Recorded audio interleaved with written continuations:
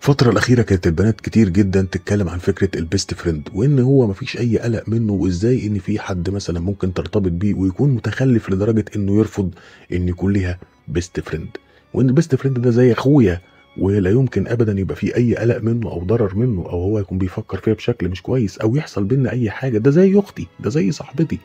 لحد ما جه فيلم الهوى سلطان، واللي المؤلفة بتاعته بنت أصلًا، والمخرجة بتاعته برضه هي نفس المؤلفة، ويضرب مفك في كل الكلام اللي فات ده، ويهدم هذا الكلام وينسفه نسفا. وتقول لك برضه لا يمكن يكون في بينه وبينه حاجه، ده هو بيحكي لي عن كل البنات اللي هو مرتبط بيهم، وبحل له مشاكله مع البنت اللي هو بيحبها. معقوله يعني هيبقى في بينه وبينه حاجه؟ اكيد لا، ده زي اختي، بقول لك ده زي صاحبتي كده.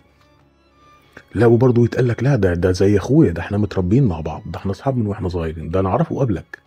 فيعني لو كان في أي ارتباط هيحصل بيني وبينه، أو في مشاعر بيني وبينه، ما كنت ارتبطت بيه، وأنا يعني لسه عارفاه دلوقتي، ما أنا عارفاه قبليك، إيه اللي يخلّيني ما ارتبطش بيه وارتبط بيك؟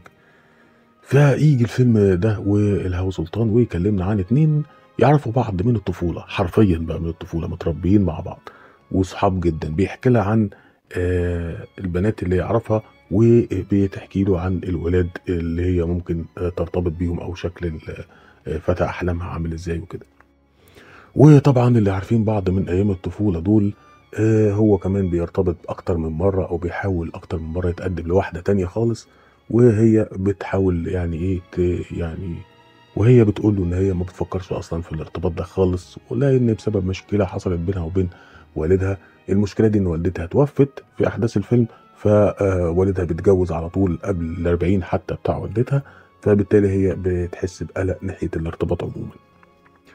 بعد فترة بيرتبط أحمد داوود، أو الكاركتر اللي عامله أحمد داوود، وكان باسم لولو يعني، بيرتبط بقى بأكتر من واحدة، ويعني ما بيكمّلش غير بقى مع اللي بتعمل دورها جيهان الشماشرجي.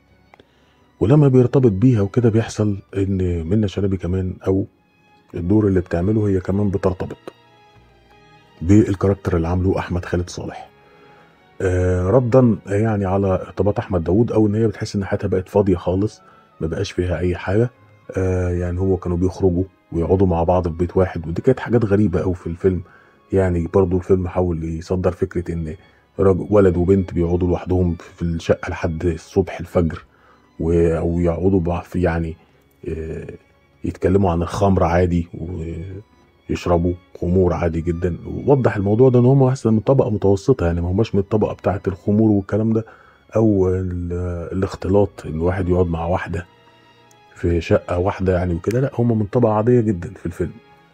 فدي كانت حاجة غريبة شوية، لكن الفيلم ضرب بقى إيه، أو نسف مبدأ الbest friend ده خالص.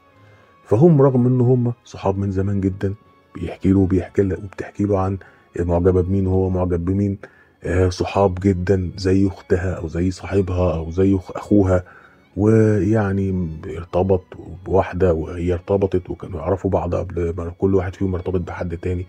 فيعني ورغم كل ده بيحصل بينهم شيء مفاجئ، إن هو يعني بيبوسها في الأسانسير، وهنا يعني في اللحظة دي بيكتشف إن هو بيحبها فعلًا، وإزاي ما ارتبطش بيها طول الوقت ده، وهي كمان إزاي ما ارتبطتش، وبيتجوزوا في آخر الفيلم يعني. ده ملخص الفيلم. بما يعني إن فكرة إن البيست فريند، أو صاحب الولد اللي صديقي أو خطيبي بقى، يبقى متخلف جدًا لو ما وافقش إن أنا أحتفظ بصداقتي بيه، وإن ما فيش خوف منه، وده زي أختي، ده كل الكلام ده كذب بقى، مش حقيقي. وطبعًا هو الكلام ده مفهوم من الأول إنه غريب، يعني إن أي راجل مرتبط بواحدة، أو متجوز واحدة وليها best friend ولد، ده موضوع غريب جدًا بصراحة. ودايمًا تلاقيه في blind date show اللي بييجي على اليوتيوب، يعني برضه بتلاقيه غريب، دايمًا سؤال كده اللي هو إيه، تقبل يكون ليّا best friend ولد؟ فهو لمّا ييجي يقول لها وتقبلي أنتِ كمان يكون ليّا best friend بنات، فتلاقيها متغاظة أو متضايقة، أو تقول له لأ. يعني حاجة غريبة جدًا بصراحة، موضوع يعني غريب. أنا لا أقبل لا كده ولا كده، وليه يبقى عندك بيست فريند أصلًا؟ ما أنت لما ارتبطت يعني بواحدة وما بتعتبرهاش زي أقرب حد ليك، يبقى أنت ارتبطت بيها ليه؟